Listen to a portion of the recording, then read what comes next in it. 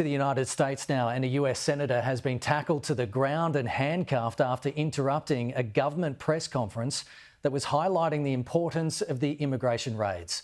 LA is in its 7th day of protests, while there are fears more protests could take place across America this weekend. Live to First Edition host Pete Stefanovic. Now, Pete, it's overshadowed the protests for now.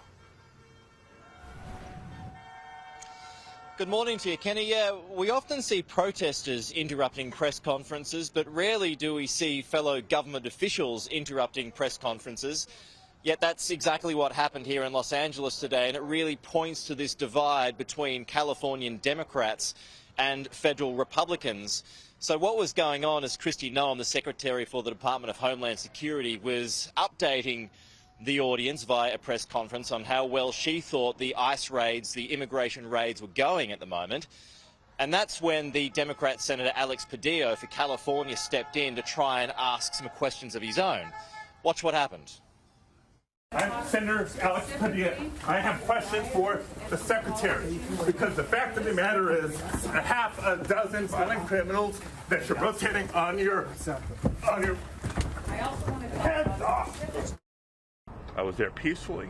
At one point, I had a question, and so I began to ask a question. I was almost immediately forcibly removed from the room. I was forced to the ground, and I was handcuffed. If this is how the Department of Homeland Security responds to a senator with a question, you can only imagine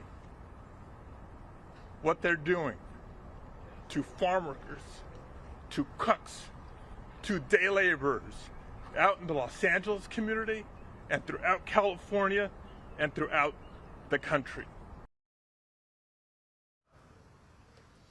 Okay, so just to back things up a little bit there, the problem is that Senator Padilla did not identify himself before he rushed to the podium, or actually he walked to the podium to try and ask a question without prior approval. So they didn't really know who he was because he's virtually an unknown senator. And that's why Kristi Noem called it a stunt when they could have really just had a private meeting, which they had later on anyway and exchanged phone numbers. But this is the Secretary of the Department of Homeland Security giving her view of things. He was never arrested, and nobody knew who he was when he came into the room creating a scene. He was removed from the room, and yes, they started to put handcuffs on him when he finally identified himself, and then that was stopped. They said he wants to talk to you. I said, sure, I'd love.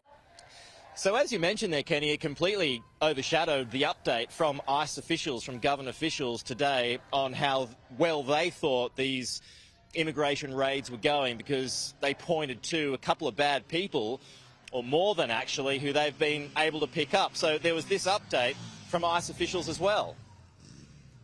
We have a wanted man from Mexico who fled and hid in Los Angeles for killing a woman. You have an MS-13 gang member who killed 2 individuals during a botched catalytic converter theft ring case. These aren't the individuals you want in Los Angeles. These aren't the individuals you want in the United States. We will continue enforcing the immigration mission that President Trump and the American people expect us to do. But aside from that, there was an interesting concession today from President Donald Trump. If we switch coasts, he gave this update earlier, and he was asked if he was willing to back down at all when it came to farmers and the help that farmers get, particularly from immigrants, in the southern parts of California, the southern parts of Texas, and the southern parts of Arizona. This is what the president said. People they've been there for 20, 25 years, and they've worked great, and the owner of the farm loves them and everything else, and then you're supposed to throw them out. We can't do that to our farmers, and leisure too, hotels. We're going to have to use a lot of common sense on that. So here we are outside the Federal Detention Center in downtown Los Angeles, and Kenny, the protests continue today in earnest. It's relatively peaceful, some chanting going on, some support from passing cars, which is how things have happened over the last few days, and then things tend to change a little later on. So we'll be here to see whether that changes again today. We're also watching San Francisco, so further north from Los Angeles, Kenny, about a court case that's happening today, with the governor of California trying to stop or at least limit military involvement.